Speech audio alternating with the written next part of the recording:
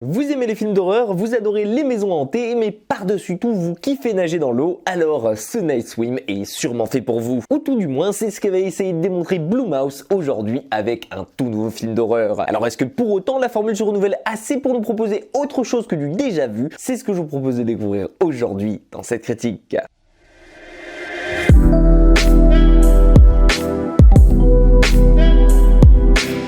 Dans Night Swim, vous allez suivre la famille Waller, une famille qui déménage souvent à cause du travail du père, lui qui est un ancien champion de baseball. Seulement voilà, lorsqu'un jour ce dernier se voit diagnostiqué de la sclérose en plaques, une maladie dégénérative, eh bien il va devoir abandonner sa passion pour se concentrer uniquement sur son traitement et surtout sur sa vie en famille. Et comme cela fait plusieurs années qu'il cherche à se poser avec sa femme, c'est pour lui en quelque sorte le moment parfait pour enfin profiter d'elle, de sa fille et surtout de son petit garçon. Eux qui, depuis que leur père est un athlète professionnels n'ont jamais pu réellement connaître une véritable vie de famille. Et comme vous commencez à en avoir l'habitude ici, ils vont emménager dans un quartier bien sympathique en apparence, en tombant sous le charme d'une maison qui semble grande et inhabitée depuis longtemps et qui possède une piscine dans son jardin. Bref, la maison de rêve par excellence. Et alors là, je vais pas vous faire un schéma puisque si vous êtes un habitué des films d'horreur comme moi, ou surtout tout du moins du studio Blumhouse, je pense que vous voyez venir à des kilomètres que cette maison a tout sauf d'un petit nid tranquille et qu'elle vient avec un vice caché, à savoir qu'elle est en réalité hantée. Seulement, là où le film se distingue de Conjuring, de Paranormal Activity ou même de Sinister et de bien d'autres, c'est qu'il met en place ici une nouvelle mécanique. À savoir que ici, ce n'est pas réellement la maison qui est à proprement parler hantée, mais bel et bien la piscine qui vient avec dans son jardin. Et cette piscine, à vrai dire, eh bien, elle a quelque chose de particulier, puisque dès sa première utilisation, notre père de famille va se sentir apaisé, un peu comme si en quelque sorte sa maladie disparaissait progressivement. Seulement, je vous laisse imaginer que son utilisation et ce traitement magique en quelque sorte a un prix. Alors oui,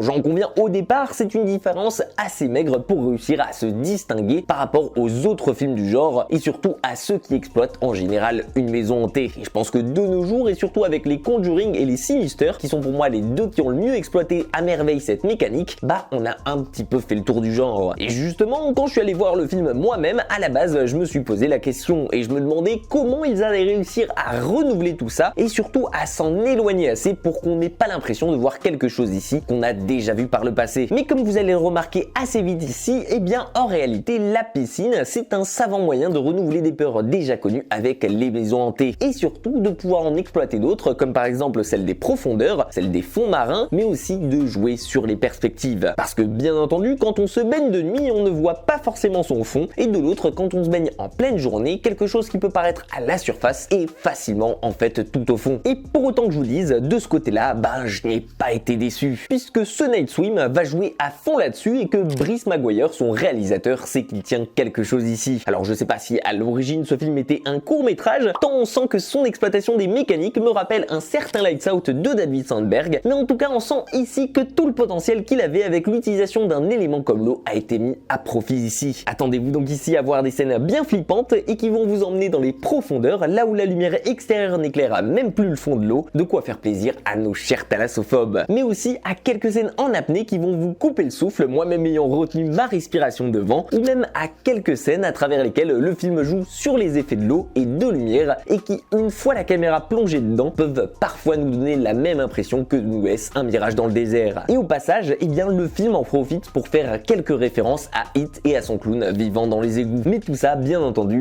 je vous laisse le découvrir au cinéma. Alors au final, pour moi, ce Night Swim s'avère comme une sacrée réussite dans ce qu'il entreprend, puisqu'au premier abord, si on pouvait trouver son scénario assez simple, en réalité il ne fait pas que de l'horreur toute simple avec une piscine bien entendu. Et il faut avouer qu'il se débrouille aussi très bien en à peine 1h30 pour mettre en place autour de cette piscine un côté mystique et envoûtant façon fontaine de jouvence et mythe païen dont on aura du mal à décrocher et sur lequel au final on a envie d'en savoir plus. En plus de tout ça et pour vous projeter plus facilement, vous pouvez compter ici sur son très bon casting aka la famille Waller, grâce à laquelle vous allez très vite vous accrocher. Tout ça grâce au talent surtout de Kerry Condon, que mes connaisseurs reconnaîtront sûrement pour son apparition dans la série Better Call Saul, et surtout de Wyatt Russell pour Black Mirror et Marvel. Comme je vous le disais donc juste avant, pour moi ce Night Swim réussit avec brio à changer la donne, en tout cas suffisamment pour qu'on ait envie de s'accrocher à lui et à l'univers qu'il nous propose, le tout en jouant brillamment sur plusieurs peurs liées à l'eau. Certes c'est pas le film d'horreur de la décennie, mais un film inventif positif et aux mécaniques bien huilées et qui devrait faire du bien à ceux en manque d'horreur en ce début d'année. Et vous, qu'est-ce que vous avez pensé de ce Night Swim? Est-ce que pour vous il est à la hauteur des autres productions du studio ou bien est-ce que vous ne l'avez pas encore vu et vous comptez aller le voir bientôt? N'hésitez pas à me partager votre avis sur le film dans les commentaires, en tout cas j'ai hâte de lire tout ça. En attendant, si ma première vidéo de l'année vous a plu, pensez à la liker, à la partager et surtout à vous abonner à la chaîne si ce n'est pas déjà fait. Prenez soin de vous et pour ma part, moi je vous dis à très vite dans une toute nouvelle critique.